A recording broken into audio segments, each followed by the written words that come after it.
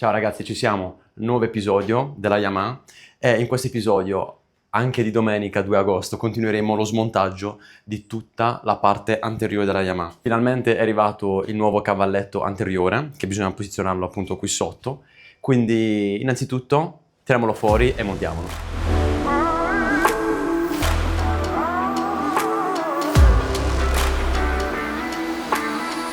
Tiro fuori tutti i pezzi. Lo vedete pronto tra 3, 2, 1.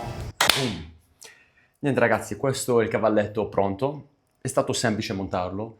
Sono solo dubbioso riguardo una questione. Cioè, praticamente questa parte qui deve essere inserita all'interno del notolino della moto. Ci sono di vari diametri e misure. La misura più grande che ho trovato è praticamente quella da 18. Però il foro della moto è più grande, sarà da 20 o 22 e quindi praticamente è lasco all'interno. È un'altra questione che non sono proprio sicuro se è così o altrimenti, cioè praticamente questa parte qui è mobile, cioè invece non so, penso che dovrebbe essere fissa nel momento in cui alzo la moto, però ho visto online, dalla foto è montato esattamente così, non c'è un altro sistema. Proviamo a vedere e speriamo di non distruggere la moto.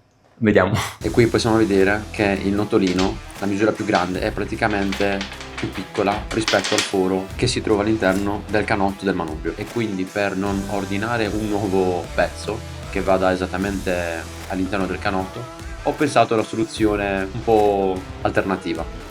Ho pensato bene di utilizzare questo nastro telato qui, che l'avvolgo intorno al notolino, che così mi permette di fare un po' di spessore. Taglio via la parte in eccesso e adesso possiamo procedere ad inserire il cavalletto.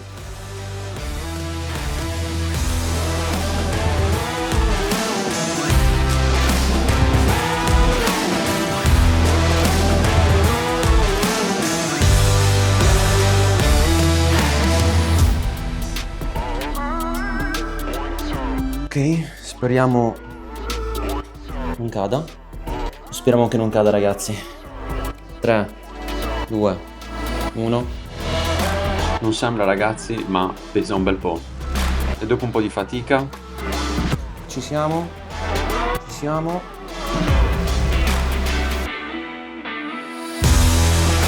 Madonna mia. Vediamo se è stabile. Cioè,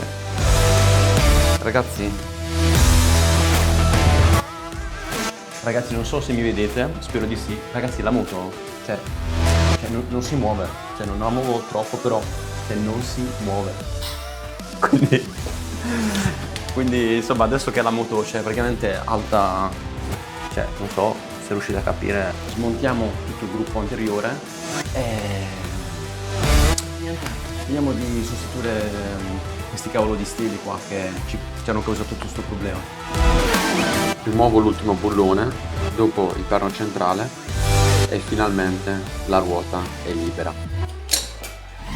Ragazzi, finalmente sono riuscito a togliere il pneumatico. Ho abbassato anche il garage perché fa un caldo della Madonna e tiene un sacco di calore. Adesso stavo notando, cioè, ma come facciamo a capire effettivamente qual è un lato della ruota piuttosto che l'altro? Anche perché, cioè, devo dire che sembrano identici. Il lato praticamente questo qui, che è quello destro della moto, ha praticamente questa griglia, se riuscite a vederla, che è praticamente la griglia del sensore dell'ABS, che non c'è sull'altro lato, quindi sappiamo che questo è il lato appunto destro della moto. Continuiamo. E adesso sono pronto per rimuovere la prima forcella a destra e successivamente quella a sinistra.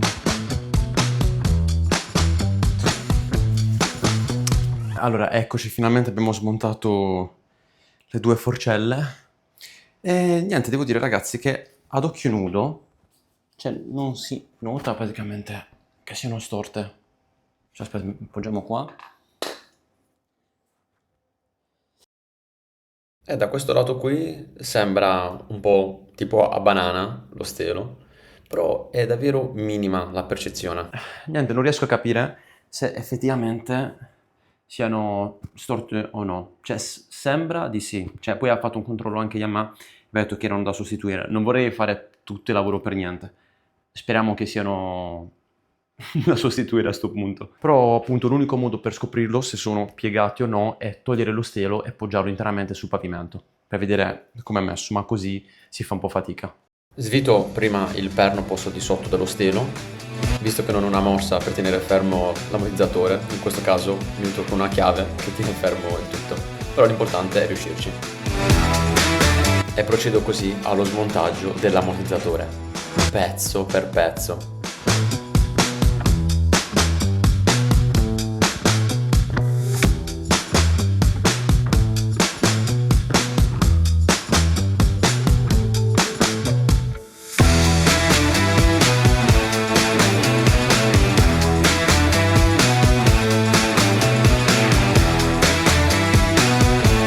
Rimuovo il vecchio parapolvere e il paraolio e procediamo.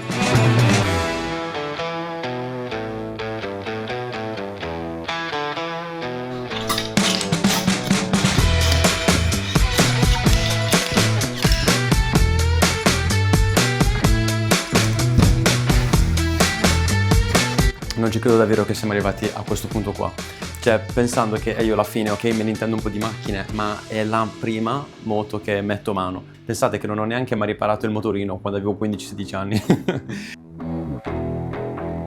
E quindi riparare questa moto è un grande passo per me. Quindi adesso ragazzi dobbiamo andare avanti. La prima cosa è capire appunto se questo stelo è storto o no, per capire se sta diagnosi è stata fatta correttamente, ma anche perché se lo stelo non è storto veramente mi cazzo, perché ho rimosso tutto ormai. Quindi l'unico modo per capirlo è prendere lo stelo, suonarlo in testa a qualcuno, no scherzo, prendere lo stelo, metterlo accanto a quello appena preso e vedere se effettivamente è storto o no. Ragazzi, speriamo che lo stelo sia lo stesso, anche perché non vorrei aspettare un'altra settimana per ordinarne un altro. Quindi dita incrociate e andiamo avanti. Togliamo il primo strato. Devo dire che l'imballaggio è fatto davvero bene. L'unico modo per capirlo se lo stelo è lo stesso o no, oltre a vedere la lunghezza rispetto all'altro stelo, è controllare con il dado, questo qua originale, se si avvita. Quindi proviamo, ragazzi, ci siamo, si avvita alla perfezione. Adesso che siamo sicuri che lo stelo è lo stesso, controlliamo se effettivamente quello vecchio è piegato. Quindi prendiamo quello vecchio, mettiamoli uno accanto all'altro. Allora, non so se riuscite a vedere, è quasi impercettibile, devo dire, però lo stelo è effettivamente storto. Cioè, se noi prendiamo questo lato, lo schiacciamo, da qui si crea uno spazio, un filo d'aria. Non so se riuscite a vederlo. È la stessa cosa se lo facciamo dall'alto. Quindi, essendoci questo gioco, significa che lo stelo, quello vecchio, era storto.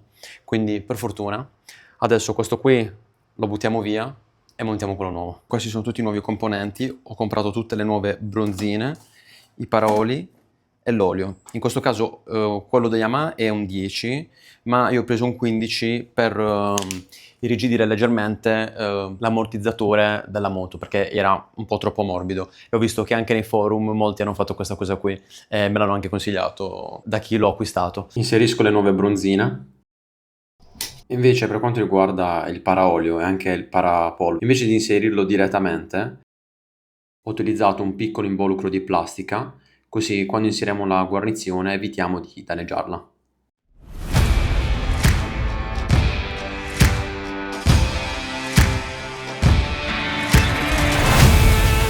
Abbiamo inserito il nuovo paraolio, le nuove boccole dell'olio. Dobbiamo finire di inserire tutti gli altri componenti.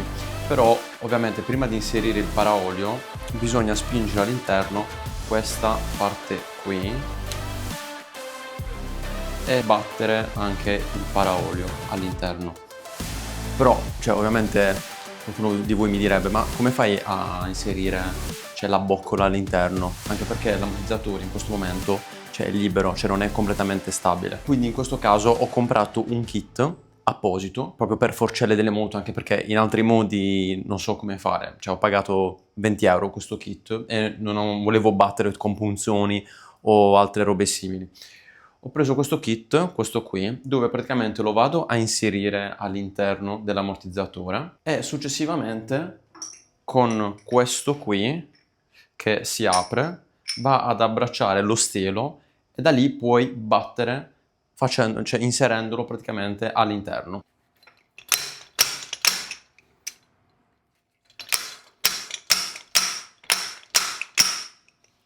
Finché non sentite rumore tipo che è arrivato a fine corsa, cioè che cambia praticamente il suono di quando batti. Si è creato un sacco di spazio all'interno dove va prima il paraolio e va la clip in corrispondenza di quella scalanatura là. Eccolo qua. Dopo aver inserito il paraolio, non so se riuscite a vedere, c'è una piccola scalanatura all'interno, eccola là, dove va inserito questa clip qua. Ovviamente questa è da buttare, compreso il parapolvere, e ne inseriamo di nuovi 1 e 2. Bene, adesso che siamo arrivati a questo punto dove abbiamo messo tutte le guarnizioni, la prossima cosa da fare prima di mettere di nuovo la molla, il distanziale e tutte le altre cose, dobbiamo mettere l'olio, la quantità giusta, circa 400 ml. Prossimo step da fare è cercare di eliminare l'aria all'interno. E come si fa per fare ciò? Bisogna praticamente sfilarlo. Non so se sentite al microfono sto rumore.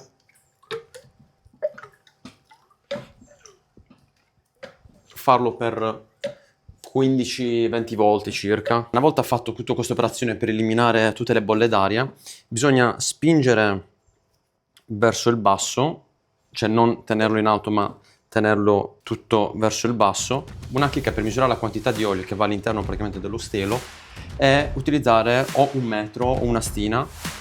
Io ho preso questo strumento qui. Per quanto riguarda la Yamaha XSR 700 o anche l'MT-07, bisogna impostare praticamente 160, tutto l'eccesso viene aspirato, quindi questa è la misurazione corretta da fare per mettere l'olio. Quindi inseriamo questo qui dopo averlo impostato e senza farlo cadere aspiriamo. Buona. Quindi questo qui era tutto l'olio in eccesso, che ovviamente è buono, e lo rimettiamo dentro il flaconcino. Ok, ci siamo. Adesso che è fatto, cambiamo la guarnizione al tappo innanzitutto.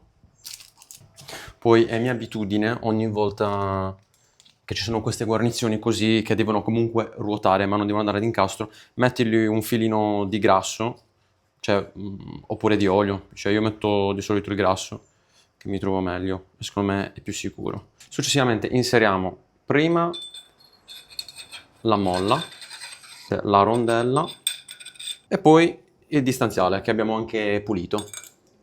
Ok, adesso solleviamo. Per l'inserimento del tappo ho notato che il modo perfetto per inserire del tappo, cioè non è inserirlo e avvitarlo, ma svitarlo inizialmente. Quando poi si trova il filetto che va più in basso, da quel momento lo si sente, perché si sente tipo un click, si comincia a girare.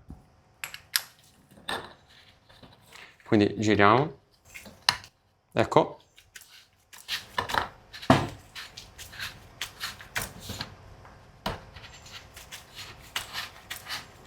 Ed è dentro. Perfetto. E poi qui continuiamo con la chiave.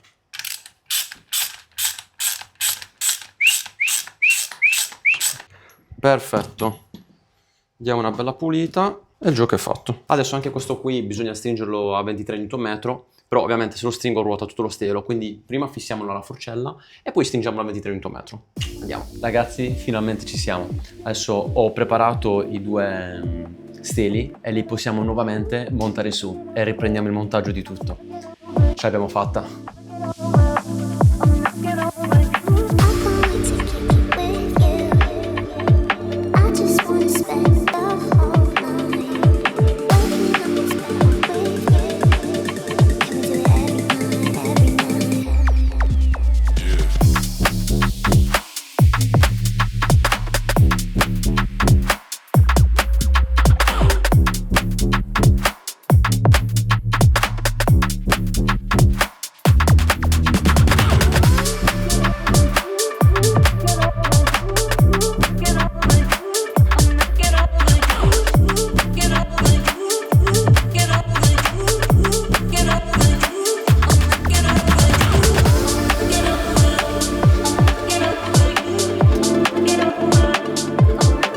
Ragazzi, per oggi chiudo così, sta anche cominciando a fare buio.